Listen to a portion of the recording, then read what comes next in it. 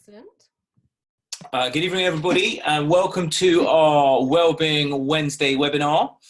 I'm joined again by Laura from Stress Matters. Laura's the founder of Stress Matters, industry pledge scheme helping to reduce stress. She's also the founder of No More Ifs or Buts, an executive coaching company.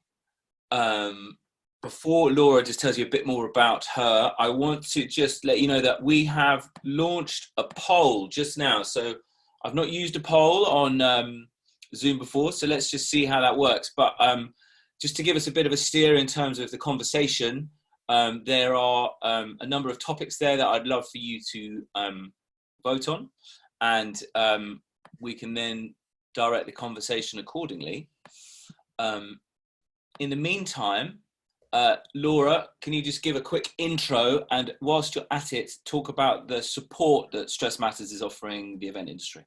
Yes, of course. So thanks, James. I have been been in the events industry, been an event organizer for probably about 15, 16 years. I moved over from organising events to coaching, development and wellbeing about 4 years ago now. But I just felt like there was more that we could be doing to looking after the people in our events industry. So I started off doing a lot of coaching with individuals, which we still do, and surprisingly the topic of stress came up a lot even 4 years ago. And so we then set up Stress Matters to try and help resolve that issue in the industry. So we're making good progress. Obviously it's very testing times for everybody at the moment. So we're really pleased that we've got some great support from people like the EMA to try and spread the word about workplace wellbeing as far and wide as physically possible. So there are a couple of things that I would just take the opportunity to flag while you guys are deciding what you want to vote on the poll. So we launched a support line last week for anybody that's particularly overwhelmed in the events industry. So obviously some fantastic lines like Mind and Samaritans and things out there already, but actually this is very much focused on those people in the events industry. So we launched that last week. We can send around some information about the events industry who just wants to talk to somebody, whether or not just have friendly empathetic ear to listen to, or if it's actually that you really want to talk about yours or somebody else's mental health. There are trained people on the phone that can help you with that. And there's another program that we're running for free at the moment as well called Buddies Matter. Everybody that joins, it takes a minute to register. We are matching you with another buddy in the events industry. So the idea being that actually you've got a support buddy, and we have a network of support buddies across the industry. We've got some international one now, which is great, with the concept being that sometimes you just need somebody to check in with you, knows what you're going through, because actually sometimes when you chat to your friends and family, they don't quite understand why we get quite so involved in events and the decisions and the issues that we get faced with, and they don't quite get. So it's nice to have somebody who gets it in the industry. So there are a couple of the free things that we're running at the moment, and I'm sure James can send around lots of information in terms of those and the other services we offer as well. Absolutely, yes. We will continue to send information around about the support, the free support that Stress Matters is offering. It'll just be included in some of our regular updates that get sent out from EMA HQ. I think it's great, Laura, that you're offering these services, and we're very proud to support them. And I just hope people, take up the offer of the support. Just while you are finishing voting on the poll, if you don't know where the poll is, if you're on a computer, if you scroll down to the bottom of the screen, you should see an icon for polling. We've had a few of you now. 28% of you have voted.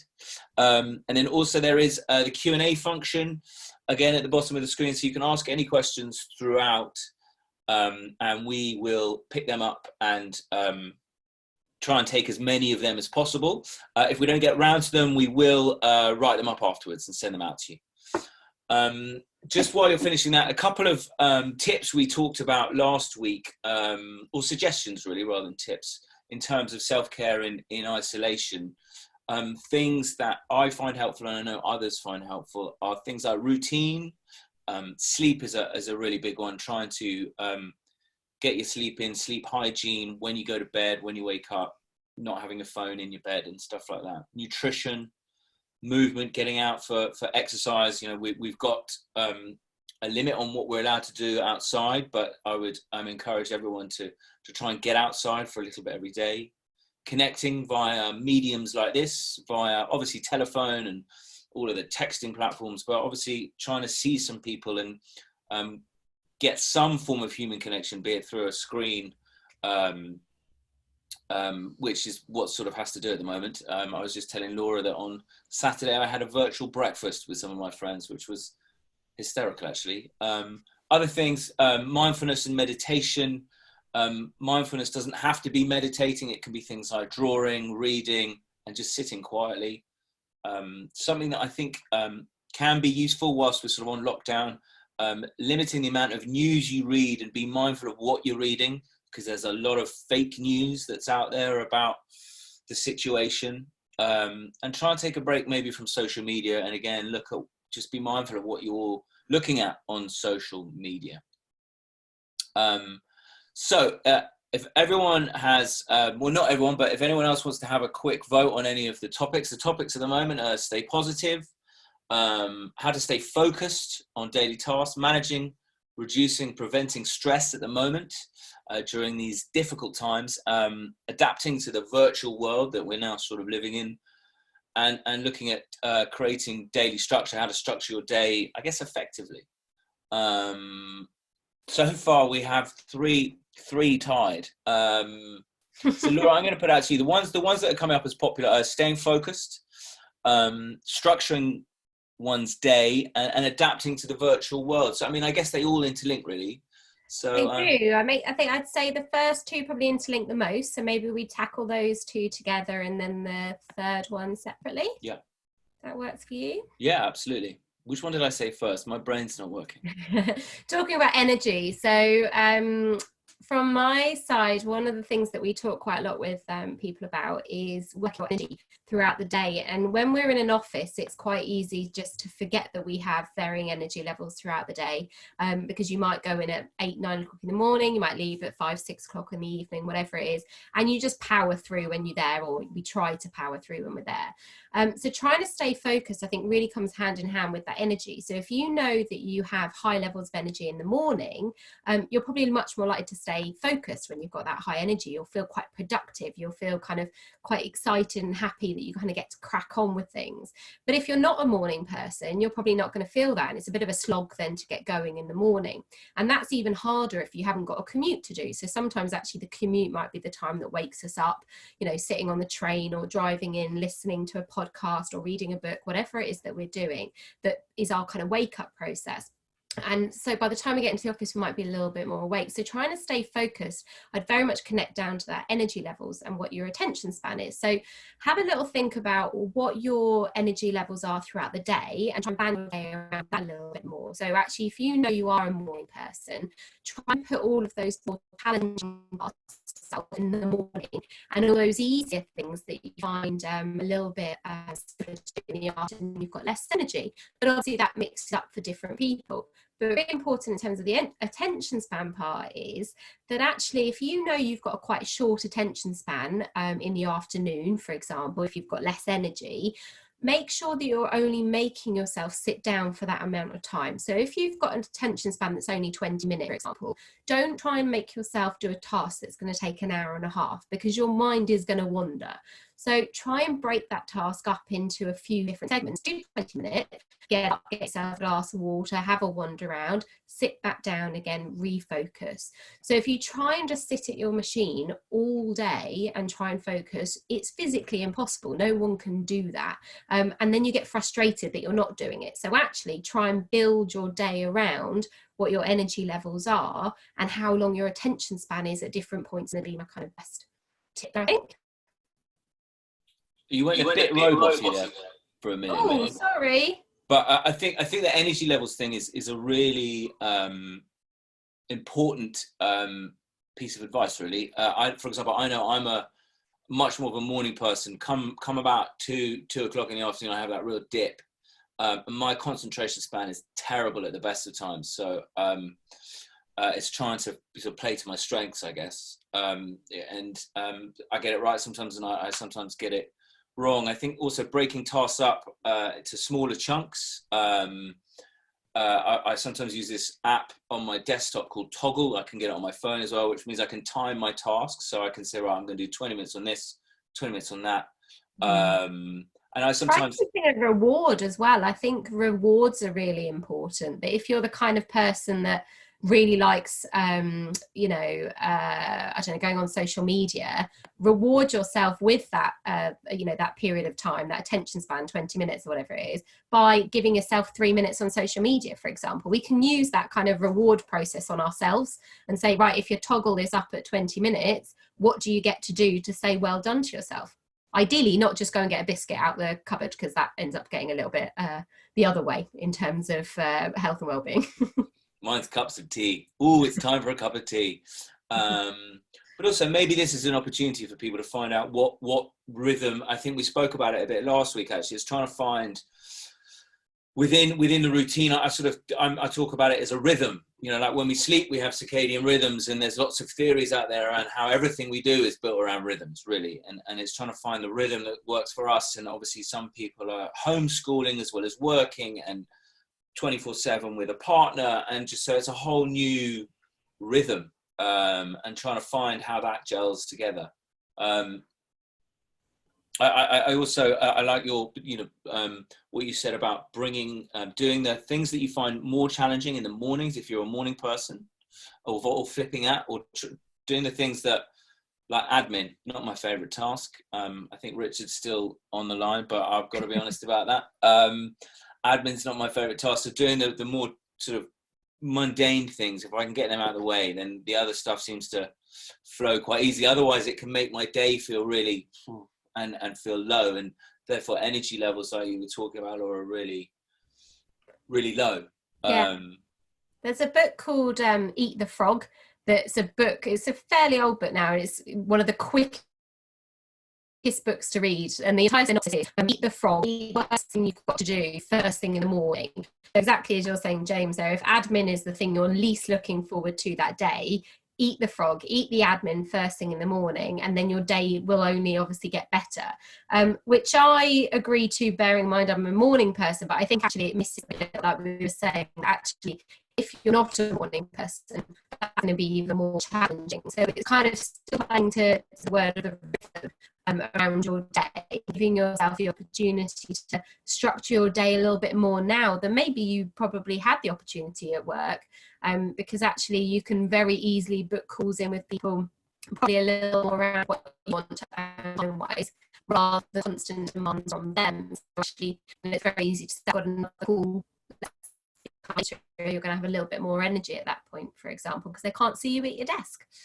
Yeah, they can't. Another thing actually is because we're now totally virtual, totally online. So of course, when we're in the office, we use our computers a fair amount, or our devices, but we're having that human interaction. We're going to meetings, we're moving rooms, maybe to a meeting room or whatever, going for a cup of coffee, going out for lunch. Because we're not allowed to really leave our houses, and all of our meetings are online and all of this sort of stuff, we're getting way more screen time than probably we normally would. So just a practical tip, actually, for those that don't wear glasses, you can buy, they're not the most fashionable things, but blue light glasses, and they help filter out the blue light from the screen, because it can be really draining on your eyes, and it can be really draining, therefore, on your overall energy levels, because we're really not used to sitting, well, lots of us aren't used to sitting at our screens for the amount of time we're now on our screens. So you can Google them. I don't think they're very expensive. I know I've got a few friends that have started utilizing them. They say they make a huge difference just to cut out some of that additional blue light we're getting. And I think the other way to do that as well is just turn off screen time as well. I know it's really easy, and I found myself do it quite a bit kind of last week, was I would spend the day on a webinar or on calls or whatever, on what you're saying, and writing up documents and all of those things. And then when I wanted to speak to my friends, rather than just use a phone like a a normal old-fashioned person would use a phone, we would automatically go into video calls. So I was finding I was moving from my laptop straight into my phone and video calling, and whether or not it's house party or Zoom or whatever, with my friends. And then I would be chatting to my husband in front of the TV in the evening whilst be looking at my phone. By the time I get to the evening, I'd be looking at a screen near constant, to your point, the whole day. So actually just giving yourself those periods of time of what we call just unplugging from technology, even if it's a half an hour, that half an hour will actually feel very different to the rest of your day. So if you're going to go for a walk, not to go outside, sit outside and just go on your phone, actually, or even be on a phone, just go out and enjoy nature and look around and all of those things, rather than feeling like you've got to be emails constantly. Because, you know, we're allowed lunch breaks. I know a lot of us don't take, and sometimes it's more challenging to take it at home because you feel like actually you can just fit another meeting because you can eat at the same time and all of those things. But actually take that time to make yourself a nice lunch, a healthy lunch, and have those breaks throughout the day, because they've already been studies generally last year, also particularly in the last few weeks, where productivity goes up when people work from home. So your productivity has probably increased as much as you might be struggling with focus. So actually give yourself that little bit of a chance to unplug every so often, and it'll keep you you do get back to work as well. I think the tech detox thing is really important, actually. I'm going to be craving a tech detox after all of this is over, whenever that is. And maybe, you know, a suggestion for people is, and myself included, is to look at, like, at the weekends, if we're not, you know, if that's family time or you time, maybe just totally unplug, you know, try and do some reading of a book or whatever, a magazine. Don't use your phone, you know, don't use your laptop if you don't have to, because, you know, we are on it way more, and it is a slightly different way of working when we're totally virtual. Can I, so at Christmas, I purchased a jigsaw puzzle, or I purchased 3 jigsaw puzzles, in fact, and I have found it infuriating pastimes to try and distract myself from screens is doing a jigsaw puzzle. Really, like, fun and satisfying when you're final sets of exactly the same color pieces go and you can't work it out. But it's a really, you can't be on your phone or watching TV at the same time doing something like a jigsaw. You have to be focusing.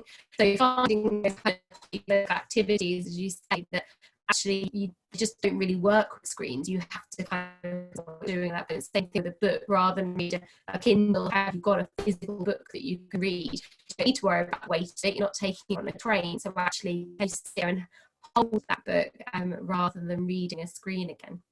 Yeah, and like we sort of mentioned a bit earlier, sort of mindful things like, you know, take a 5-minute break, do a bit of colouring in, or something like that. It doesn't have to be long. I'd be really interested to hear from anyone that's watching, who is taking breaks, who feels they are taking breaks. Are they able to take breaks, especially if you have children and are homeschooling? So I'd be interested for anyone to either write in the message section or pop a question on the Q&A section. Because I think, as you said, Laura, those breaks, and little and often, I think, is really important. Because I agree that I believe productivity for lots of people goes up at home. And again, you know, in the context of if you're homeschooling and all of these sorts of things, which is a hugely different setup for most of us. But productivity is generally does go up, and therefore it's trying to just give yourself a break so you feel the benefits of it, really. I think it's easy to sort of look at everything in the context of our office based, when the role is totally office based, and in the framework that comes with that, and the construct that is getting in at whatever time, leaving at whatever time. We're sort of not in those, and for some people, maybe running their day as normal is what is the best for them, and for other people, that might not be at all possible. So it's trying to really find what works, trial and error, honest communications. If you're a family with children, honest communications with your partner about who works when, who's homeschooling when.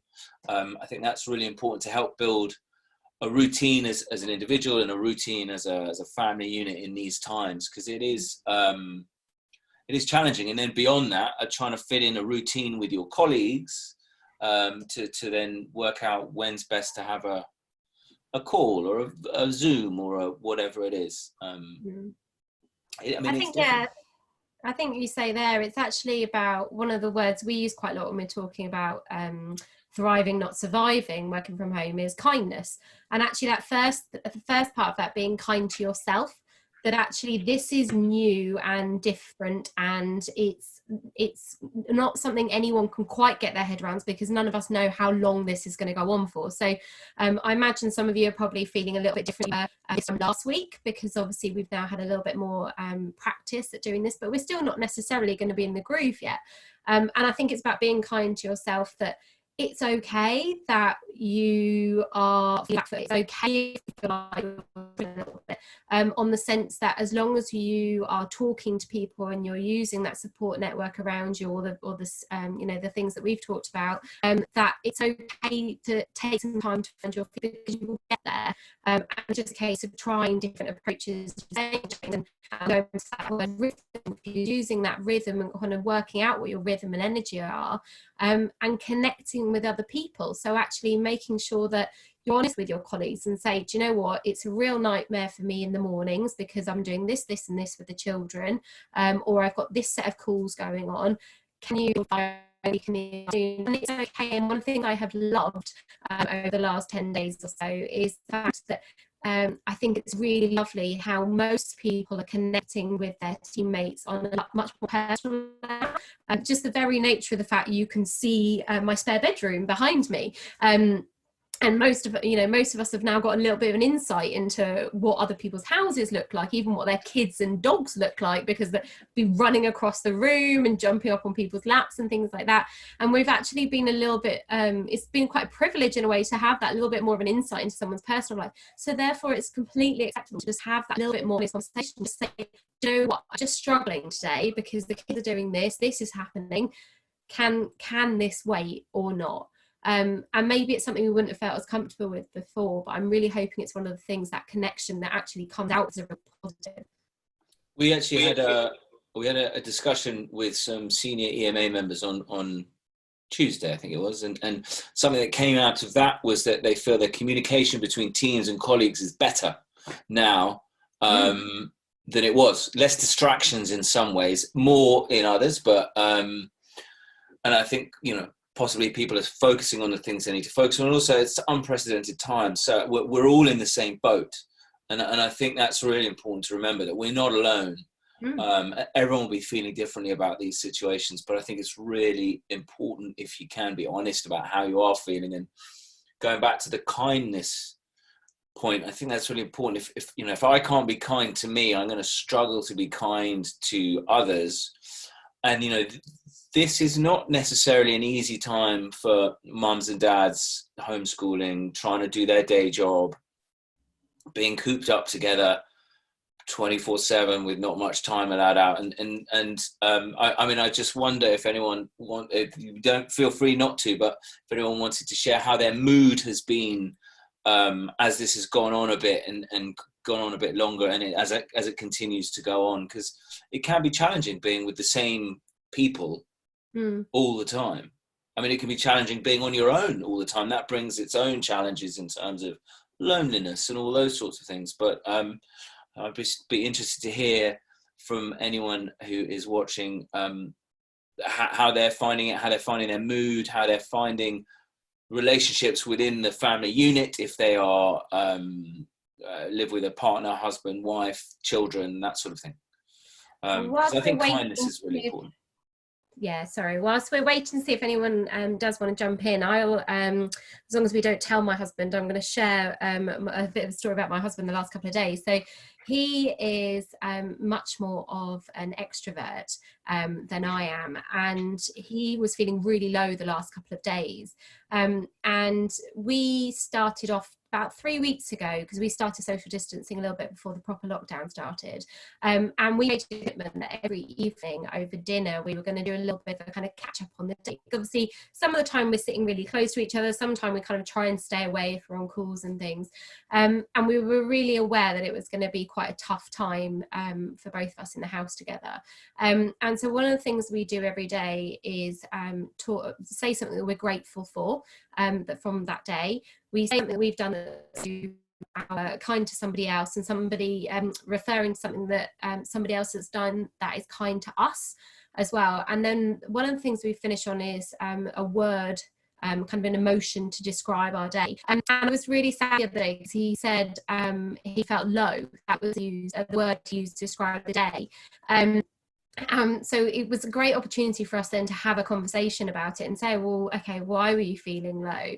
And I'd noticed he'd spent the whole day on the sofa, which obviously isn't ideal and not particularly productive. And I was thinking something going on, but it allowed us to have that conversation. And we got down to is he didn't have that much time on, we're talking about unplugging and screen time, but he doesn't have as much time doing video calls as I do. So he was really struggling with the fact he hadn't really seen that many people do it for that day and the day before. And that was really getting to him, is that you couldn't get his energy off other people.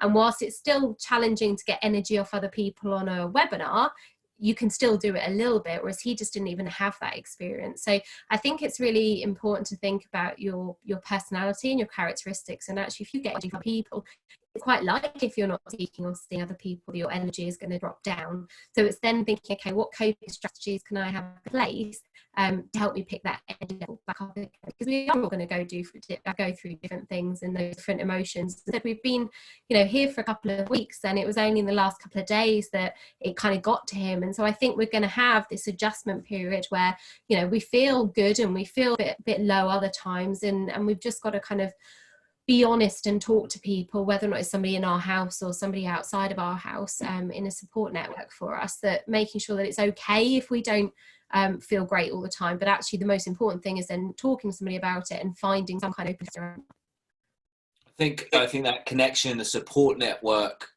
you talk about, I think it's really important now more than ever. And whether that's being able to communicate with the people in your house compassionately and effectively, or if what you want to communicate sort of you feel you want to communicate with someone else, but having that outside, just having that support network of someone you can phone up and say, I'm having a rubbish day today, because I think there are going to be ups and downs, and I think they will be magnified under the lockdown scenario we're in. So it's being able to have those outlets, because it's different, it's challenging. It's that sort of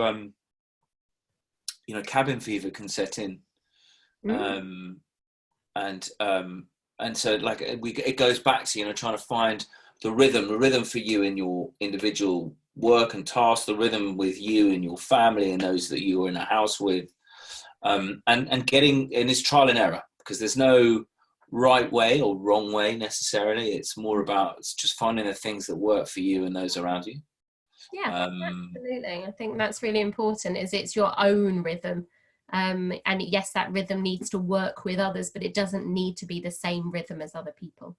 Laura, and I mean, we've sort of had a fluid conversation around this, but I wanted to sort of pull it back to one of the points raised in the poll is your advice from a coaching point of view about structuring the day, how to structure a day, how one might look to different strategies to look at within this sort of work from home environment in the context of lockdown, and what your thoughts are on that. So I think pulling it back to very much what I was saying before about energy levels. So if I'm working with people in a kind of coaching capacity to understand how they can be more effective and be more productive throughout the day, it's very much looking at, I get people literally to draw a graph of what their energy is with 100% at the top and 0 at the bottom. Draw me a graph of your day, where your energy levels are, but also doing it across the week as well. And obviously slightly different, I'll come to that in a bit, about a weekend and evenings can kind of blur right now, but actually thinking about how your energy level works, and making your time management and your kind of efficiency very much focused on you. So if you know what your energy levels are like, and I was saying, for example, I'm a morning person, planning in, these things are really good for me to do in the morning because they're a little bit more challenging. They're going to require a bit more brain power. So let's put them first thing in the morning. So I don't write my to-do list in the morning, because for me that's a bit of a waste of energy, because actually I could be doing stuff with that time, and then writing a to-do list for me is a pretty easy thing to do. So I do that just before, not quite just before I go to bed, but in the evening. So using your day and literally putting on that graph little chunks of, that's the time that I'm going to be brainstorming, that's the time I'm going to catch up with people. So if you do get your energy from other people, so for, you know, one of the things I do is get energy from other people. So actually for me, it's really good to have conversations late afternoon kind of time, because actually this is when I would have a bit of a drop in my energy level. So I know I can get energy from the kind of enthusiasm and the adrenaline for doing stuff like this that then gets me back into my evening rhythm as well. So being able to focus on what you need, what your body, what your brain needs throughout the day, means that actually you can structure your day around what works. So if you're the kind of person, as I said, that, you know, wants to do a call in the morning, you talk to your team about that and you tell them that actually it's better for you to do a call in the morning or the afternoon or whatever it is, and be honest with people and just say, you're going to get more out of me if you do it at this point in the day, and structure it in terms of your energy levels. Yes, there are certain tasks that probably have to be done first thing or last thing, for example, and that's okay. There's always going to be these little tasks that have to kind of slot in regardless of our energy level, but actually just structuring it around what works for you, because if you structure it around your own energy level, you're doing most harder tasks easier, and actually you're not using the brain power on things that are going to be pretty easy for you to do anyway. So it makes it far more efficient. So whenever we're doing kind of a coaching workshop around time management, we know able to work out and save about an hour just changing we do things throughout the day and putting some kind of restrictions in place around procrastination, which is very easy to do in your house, because there are so many things around you that can distract you. So thinking before, as we were saying about, is kind of that focused time, how you're going to get yourself focused for 20 minutes, half an hour, 45 minutes, whatever it is. But really thinking about what works for you and managing your time around that. So it can't be, this is how you should structure your day, because that's going to be how I structure my day. It isn't going to be how you structure your day. So really think about what works for you. If you find that you do certain tasks and you get really stuck into them and you love it and the time just flies, actually they're probably things that you're really enjoying. So think about what your energy level was like at that time. I put that into your plan for your day. I think that's lovely advice. And in the context of sort of looking at when your energy levels, when you're at your best for certain tasks, and therefore planning around that. In terms of then if someone is with a partner, living with partner, husband, wife, and or children as well, would it be advisable to then say, this is sort of what works for me, but then talk with the others in the family unit to then sort of see how you can get that blending together between everyone, so you're all on the same page, as you were, as it were? Absolutely. I think it's very much about seeing the people that you live with, if you do live with other people, or virtually, as a team. So actually, how would you work with your team? Well, hopefully those of you that have a good team around you, those conversations either have happened explicitly, or kind of start to work out what time of day somebody, don't ever talk to that person first thing in the morning because you're not going to get the right answer from them, that kind of thing. You start to get a bit of an understanding of your team, and you probably know that a little bit about your family, but actually strangely you might also might not. So for example, maybe working with a partner or kind of working next to a partner, but you've not seen them at work before, and it's quite strange, I think, to kind of take somebody who you see in the evenings or weekends and fun time with, to actually see them do their job. And you can see this kind of different side of people. So I think actually we might think we know them because we know them, but actually we might not know them in a work capacity. So I think you're completely right. Actually having those conversations, saying this is how I think I'd like to structure my day. What do you need? And therefore we kind of work together to get the best out of it. I've got some friends that have got, they're both lawyers and they've got 18-month twins.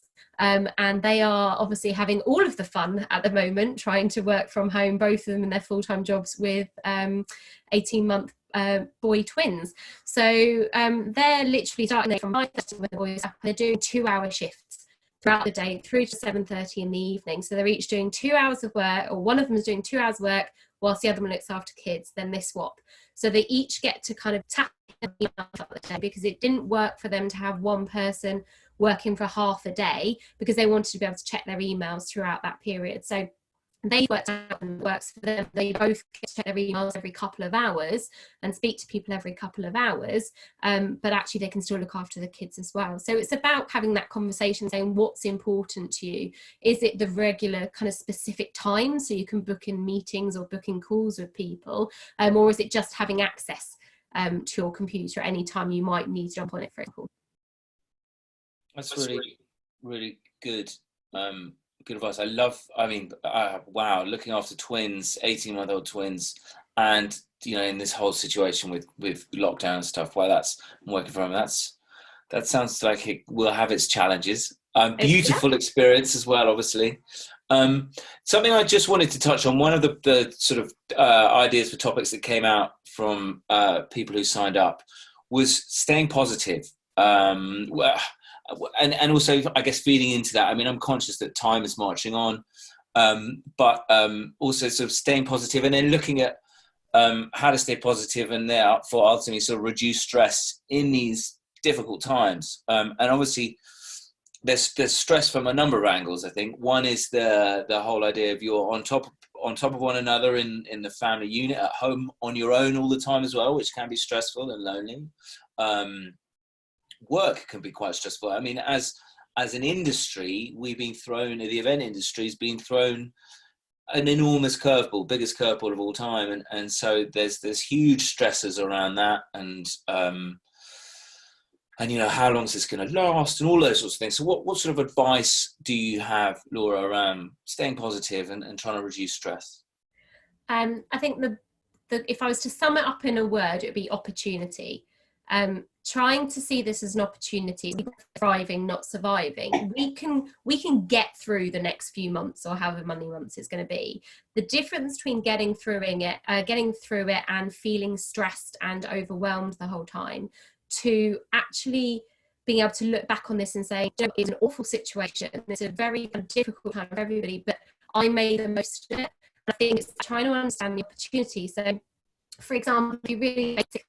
We talk about an action for isolation list, an AFI list. So what are the, if realistically we're going to be shut down for longer than 3 weeks, what do you want to achieve in that time? Well, there might be some work goals on there. So there might be some of those tasks that, I appreciate you might still be very busy, but if you've got that little bit more time, there might be tasks that you've been procrastinating on for a really long time that actually can finally get put up to the top of your list.